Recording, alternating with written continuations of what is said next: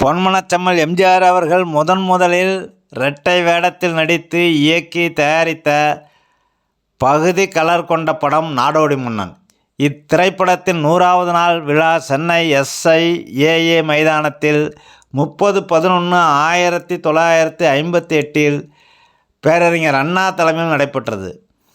விழாவில் பேரறிஞர் அண்ணா ஆற்றிய உரையின் சில பகுதிகளை இப்பதிவில் பார்ப்போம்.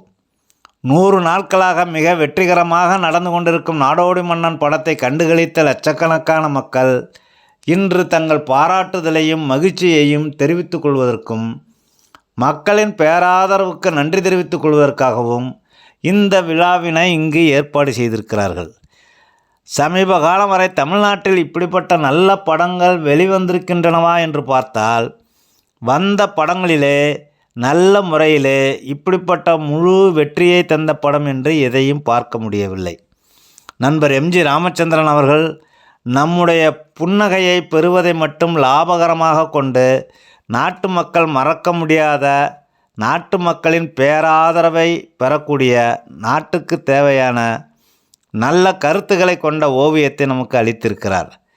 தமிழ்நாட்டு மக்கள் அவருக்கு தங்கள் அன்பையும் ஆதரவையும் தெரிவித்துக் கொள்வதற்காக மதுரையிலே தங்கவாள் பரிசளித்து மகிழ்ந்தார்கள்.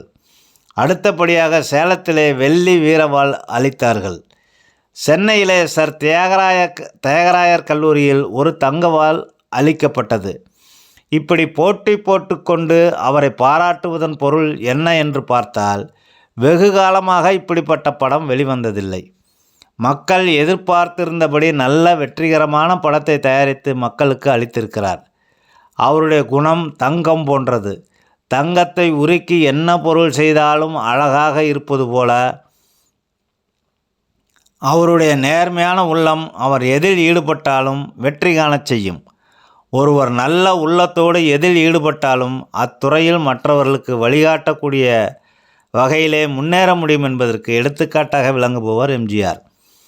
தோழர் எம்ஜிஆர் ஒரு சர்க்கஸ் கம்பெனியிலே பணியாற்றி கொண்டிருந்தால் கூட அத்துறையில் வெற்றியின் உச்சியை பிடிக்கத்தான் செய்வார்.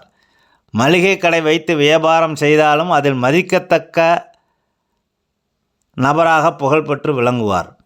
தங்கத்தை எடுத்து நகையாக செய்தாலும் அது அழகாகத்தான் இருக்கிறது. நமக்கு தங்கம்தான் முக்கியமே தவிர தங்கத்தாலான பொருளாக முக்கியம்? தங்கம் இருந்தால் அதை நமது விருப்பம் போல் செய்து கொள்ளலாம். தோழர் எம்ஜிஆர் அவர்களுடைய தங்க உள்ளத்தை பாராட்டத்தான் அண்மையில் மதுரையில் முத்தமிழ் சங்கம் முழங்கிய மதுரையம்பதியில் நற்றொண்டர்கள் நிறைந்த அந்த திருநகரில் தங்கவாள் பரிசளித்தார்கள்.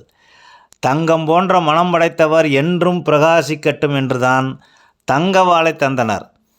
இலட்சியத்திற்கு ஏற்படும் எதிர்ப்புகளை எதிர்த்தொழிக்கும் வாளாக அது இருக்கட்டும். அவர் பெற்ற புகழ் நாம் பெற்ற புகழாகும். நாம் பெற்ற புகழ் நாட்டுக்கு சொந்தம். நம் ஒவ்வொருவருக்கும் அவர் புகழிலே பாத்தியம் உண்டு. நம் நாட்டின் தலை சிறந்த மகனாக அவரை கருதுகிறோம். இன்றைய விழா ஒரு மாபெரும் இலக்கிய விழா போன்று, கலை மாநாடு போன்று காட்சியளிக்கிறது. இது ஒரு தனி மனிதனுக்கு சொந்தமல்ல, கருத்து வெற்றிக்கு சொந்தம். கருத்தை கலையிலே காட்ட முடியும் என ஒரு நல்ல செயலை செய்து காட்டிய படம் நாடோடி மன்னன். இப்படத்தை பற்றி, இதன் வெற்றியை பற்றி இன்னும் பல காலத்துக்கு மக்கள் பேசக்கூடிய ஒரு நல்ல படம். இனிமேல் படம் எடுப்பவர்களையும் ஒரு நல்ல கருத்தை அடிப்படையாக வைத்து எடுப்பதற்கு தூண்டக்கூடிய படம் இது. பண்பு குறையாமல் காதல் காட்சியை காட்ட முடியும் என்பதற்கு வழிகாட்டி இப்படம். வியக்கத்தகும் சண்டை காட்சிகள் நிறைந்த சண்டை படம் இது.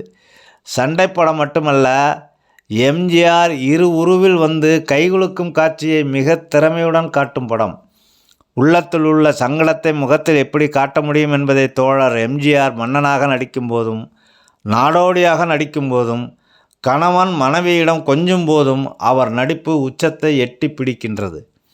மேநாட்டு நகைச்சுவை நடிகரான சார்லி சாப்ளின் ஜெர்மன் நாட்டு சர்வாதிகாரி ஹிட்லரை போல நடித்து காட்டிய பிறகுதான் உலக மக்களுக்கு ஹிட்லரின் கொடிய செயல்கள் பற்றி தெரிந்து கொள்ள முடிந்தது.